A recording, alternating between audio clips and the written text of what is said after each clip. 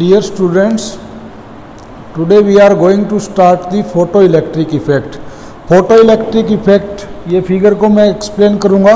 इसकी जो basic definition है वो ऑलरेडी हम सीख चुके हैं कि फोटोइलेक्ट्रिक इफेक्ट के बारे में हमने क्या सीखा था कि इलेक्ट्रॉन का इमिशन करवाना किसकी हेल्प से, with the help of suitable frequency falling on it.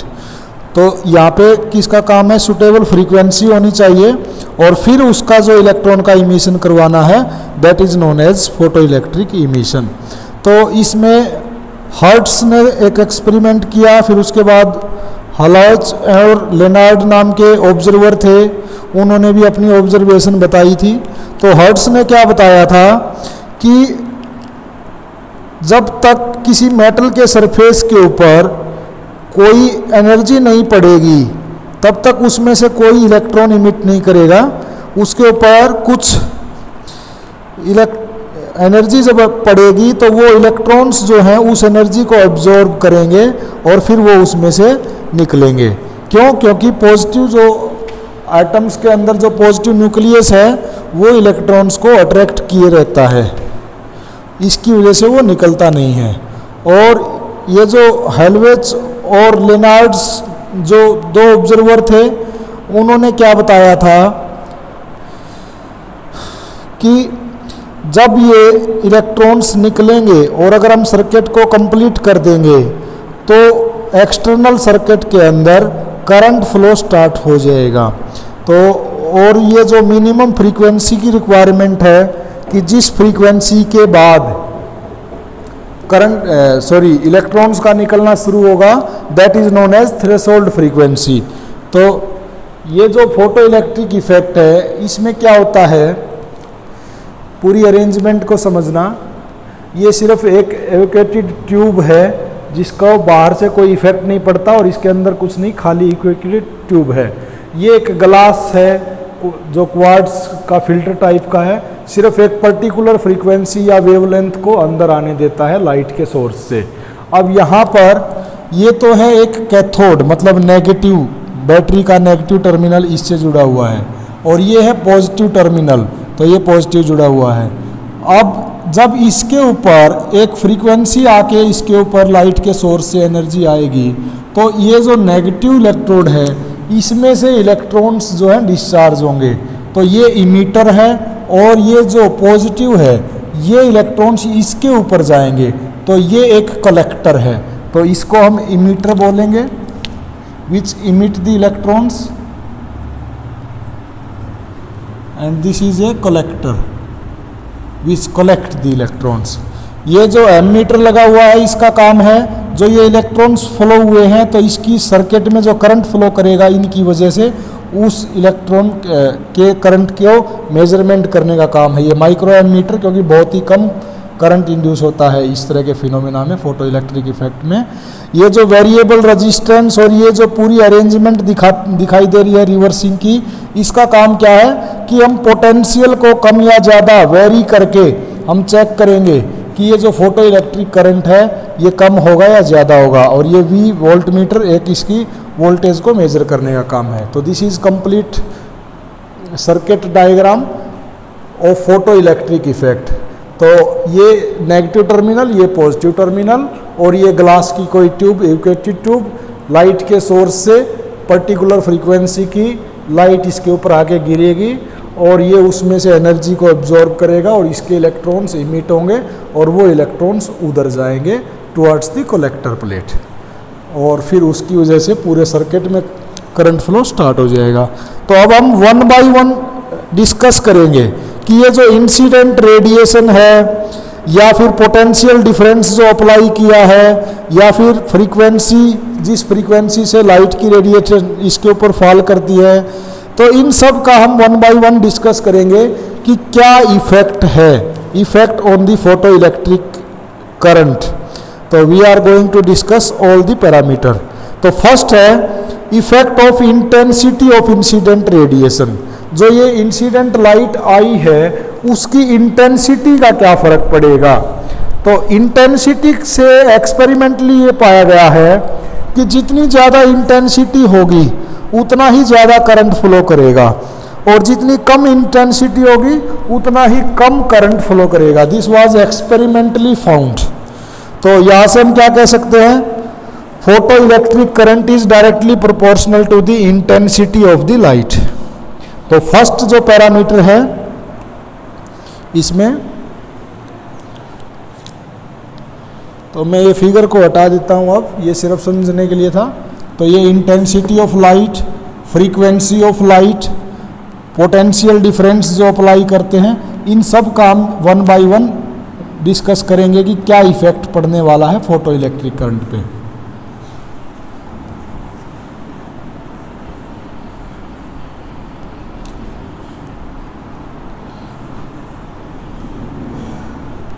तो first one is intensity of light.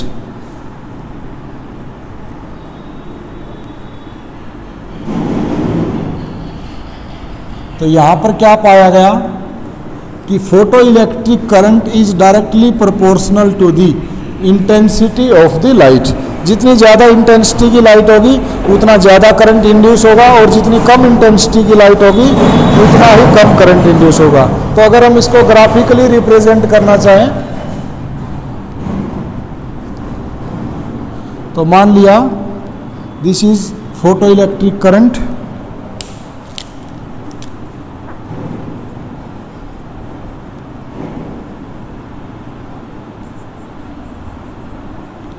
and here is intensity of light coming from the light source।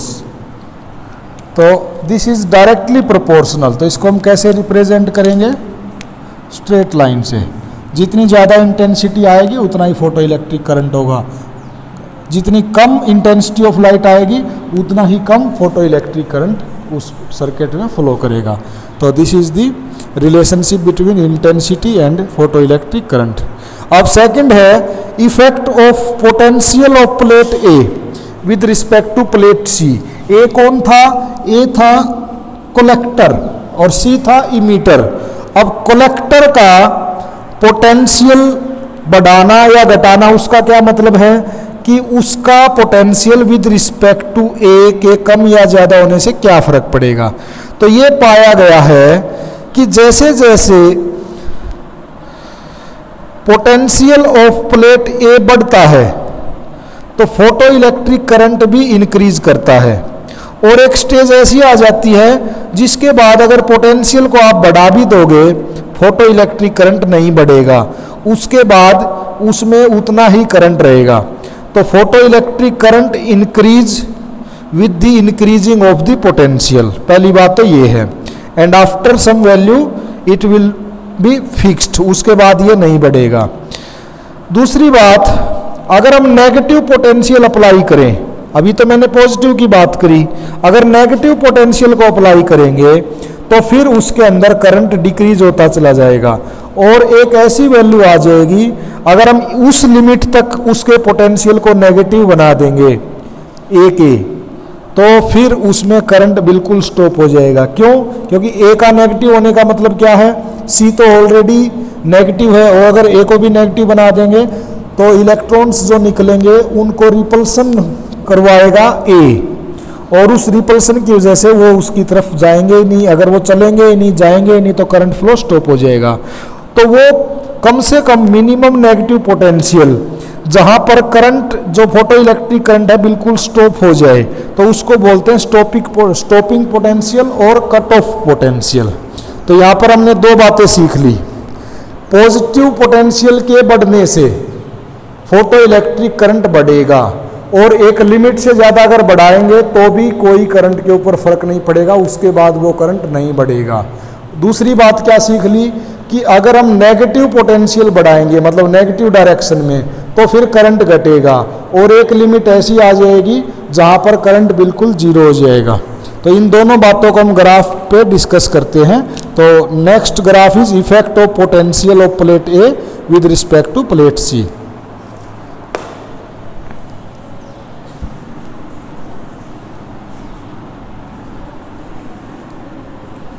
ए और सी फिगर में आप ध्यान करना, सी लेफ्ट में था, ए राइट में था। इफेक्ट ऑफ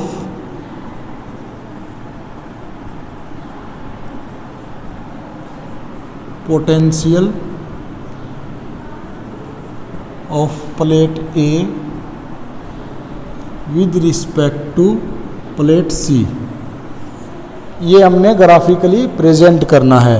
तो मैं क्या करता हूँ, फोटो इलेक्ट्रिक करंट को तो वर्टिकल एक्सिस पे लेता हूँ और पोटेंशियल को हॉरिजॉन्टल एक्सिस पे लेता हूँ और फिर उसको मैं रिप्रेजेंट करता हूँ। मान लिया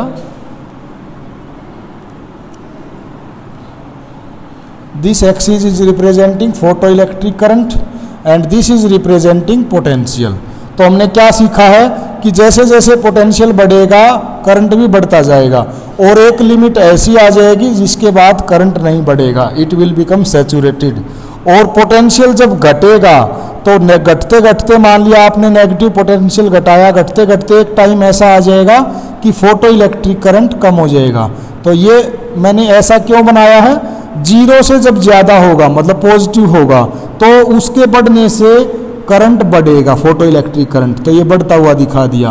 और अगर एक लिमिट से ज़्यादा भी बढ़ा दोगे आप तो करंट नहीं बढ़ेगा, सैचुरेशन करंट बन जाएगा। और जीरो से कम मतलब नेगेटिव पोटेंशियल अगर आप बना दोगे तो फिर आपका जो करंट इंड्यूस हुआ है वो घटना शुरू हो जाएगा और वो घटते घटते जीरो बन जाएगा। और जहाँ पर ये करंट जीरो बन जाएगा that is known as stopping potential, we note से रिप्रेजेंट करते हैं इसको। तो ये बातें हमने अब सीख ली। फिर उसके बाद हमने क्या बोला है कि वो कम से कम पोटेंशियल जहां पर करंट जीरो हो जाए उसको हम स्टॉपिंग पोटेंशियल बोलते हैं। तो इसका मतलब अगर कोई इलेक्ट्रॉन चल रहा है, चलते चलते उसको स्टॉप किया है तो उसकी काइनेटिक एनर्जी जो है जीरो बन गई। क्यों बनी, क्योंकि आपने स्टॉपिंग पोटेंशियल अप्लाई किया। तो इसका मतलब हम क्या लिख सकते हैं, half mv max square is equal to EV note. This is maximum kinetic energy, this is stopping potential. तो ये जो है स्टॉपिंग पोटेंशियल के अप्लाई करने से ये मैक्सिमम काइनेटिक एनर्जी जीरो बन जाएगी। तो दोनों एक दूसरे के बराबर होंगे। अब इसी में एक पैरामीटर ये स्टडी किया गया, सब कुछ सेम है, ये जो गिवन कंडीशन है सब कुछ सेम है। अगर लाइट की इंटेंसिटी से हम देखें तो ये पाया गया कि अगर लाइट की इंटेंसिटी को हम बढ़ाएंगे तो करंट की वैल्यू बढ़ती जाएगी, उसका मैग्नीट्यूड बढ़ता जाएगा। तो सिर्फ एक चीज चेंज नहीं होगी, लाइट की इंटेंसिटी को आप कम करो या ज़्यादा करो, स्टॉपिंग पोटेंशियल हमेशा उतना ही रहेगा। मतलब ज़्यादा लाइट की इंटेंसिटी डालोगे तो फोटो इलेक्ट्रिक करंट ज़्यादा इंड्यूस होगा, कम डालोगे तो कम इंड्यूस होगा। लेकिन स्टॉपिंग पोटेंशियल, जिस पोटेंशियल पर करंट जीरो होना है तो उसको कोई फर्क नहीं पड़ता कि इंटेंसिटी कम डाली या ज़्यादा डाली। तो इसका मतलब इसका ग्राफ कैसे बन जाएगा, मान लिया ये एक इंटेंसिटी 1 थी, ये अलग इंटेंसिटी I2 थी और ये एक तीसरी अलग इंटेंसिटी I3 थी।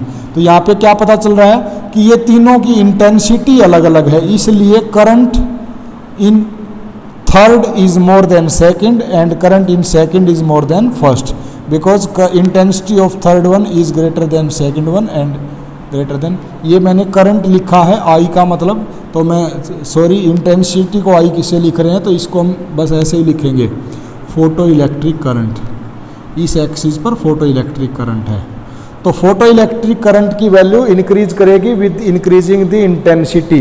तो सब कुछ सेम है, वही पैटर्न है, लेकिन स्टॉपिंग पोटेंशियल जो है आप इंटेंसिटी को कम करो या ज़्यादा करो, उसको स्टॉपिंग पोटेंशियल वो ही सेम रहने वाला है, उसी पोटेंशियल पर करंट की वैल्यू जीरो हो जाएगी। अब नेक्स्ट हम स्टडी करेंगे effect of frequency of the incident radiation. Incident radiation की फ्रीक्वेंसी के कम ज़्यादा करने से फोटो इलेक्ट्रिक करंट पर क्या फ़र्क पड़ता है, नेक्स्ट हम इस चीज़ को डिस्कस करेंगे।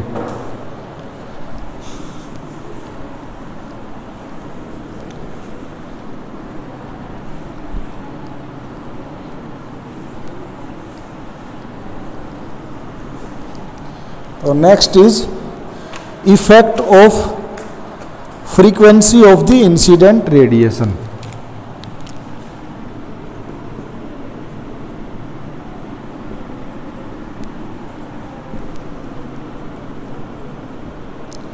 फ्रीक्वेंसी ऑफ द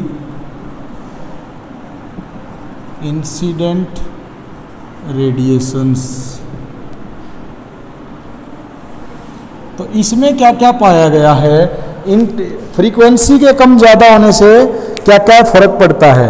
तो इसमें ये ऑब्जर्वेशन पाई गई कि स्टॉपिंग पोटेंशियल की वैल्यू जो है वो डिफर करेगी विद द डिफरेंट फ्रीक्वेंसी। जैसे जैसे फ्रीक्वेंसी की वैल्यू कम या ज़्यादा होगी वैसे वैसे स्टॉपिंग पोटेंशियल भी कम या ज़्यादा होगा। पहली बात ये पाई गई। दूसरी बात ये पाया गया कि स्टॉपिंग पोटेंशियल का ज़्यादा अगर नेगेटिव है तो जो इंसिडेंट रेडिएशंस जो हैं वो अगर ज़्यादा है तो स्टॉपिंग पोटेंशियल भी ज़्यादा नेगेटिव होगा, और अगर इंसिडेंट रेडिएशंस कम है तो स्टॉपिंग पोटेंशियल भी कम होगा। और ये जो सैचुरेशन करंट है वो आपकी फ्रीक्वेंसी चाहे कम है चाहे ज़्यादा है उसको कोई फर्क नहीं पड़ता। Saturation current is always same, it is independent of frequency. Last case में क्या था, stopping potential is independent of intensity, और यहां पर क्या है, photo electric current is independent of frequency. तो फ्रीक्वेंसी पे डिपेंड कौन करता है, फ्रीक्वेंसी पे डिपेंड करता है स्टॉपिंग पोटेंशियल, और stopping potential intensity of light से इंडिपेंडेंट है। तो अगर फ्रीक्वेंसी ज़्यादा होगी तो स्टॉपिंग पोटेंशियल ज़्यादा नेगेटिव बनाना पड़ेगा, और अगर कम होगी तो कम बनाना पड़ेगा। लेकिन सैचुरेशन करंट जो है that will B fix, that is independent of the frequency. तो एक्सपेरिमेंटली ये पाया गया। तो अब हम दोबारा से फोटो इलेक्ट्रिक करंट और पोटेंशियल के बीच ग्राफ बनाते हैं। पहले this axis is representing potential and this axis is representing photoelectric current। तो क्या पाया गया experimentally,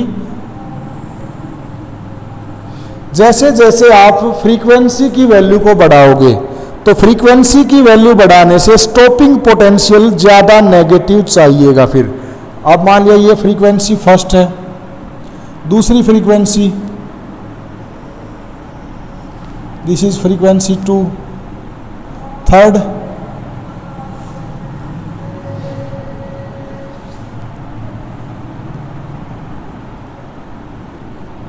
this is new 3।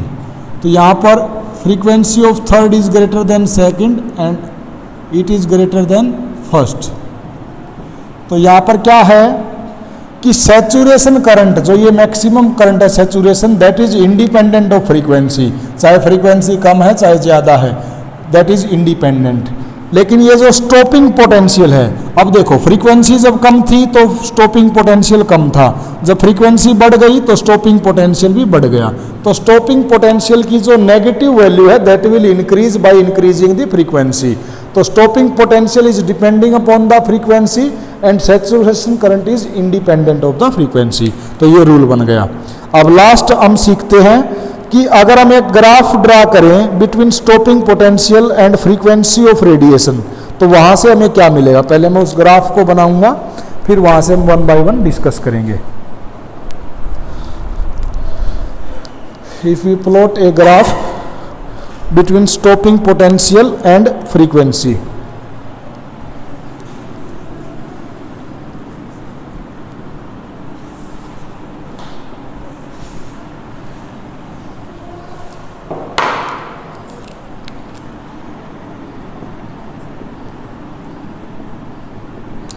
Stopping potential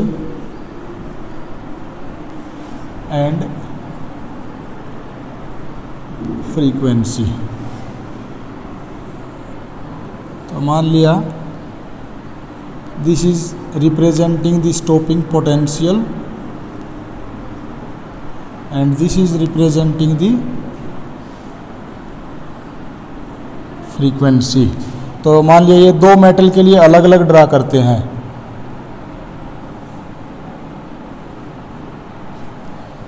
तो मैंने ये दो अलग अलग मेटल के लिए ड्रा कर दिया, फर्स्ट मेटल ए के लिए, सेकंड मेटल बी के लिए।